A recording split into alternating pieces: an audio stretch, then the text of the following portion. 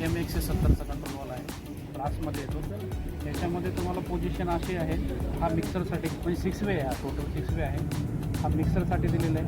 जर आपण असं ठेवलं तर याच बाजूचे 5 किंवा 6 नोझल, आपले जे काही 5 नोझल चालतं याच्यामध्ये. जेव्हा आपण असं ठेवू, अशा वेळेस तिकडचे 5 आणि इकडचे 5 असे दोन्ही साईडचे चालतात. आणि या साईडला जर आपण ठेवलं तर त्याच साईडचे 5 चालतात. आणि आणखीन एक इथं एक्स्ट्रा दिलेलं आहे, आपल्याला काही कुठं कनेक्शन करायचं तर आपण इथे एक्स्ट्रा काढू शकतो. ह्याच्यामध्ये जर या पोझिशनला आपण ठेवलं तर पूर्णपणे टाकीमध्ये रिटर्न जातं. हा फ्रंटसाठी तुम्हाला नॉब दिलेला आहे. त्यानंतर इथं प्रेशर मीटर पण दिलेला आहे.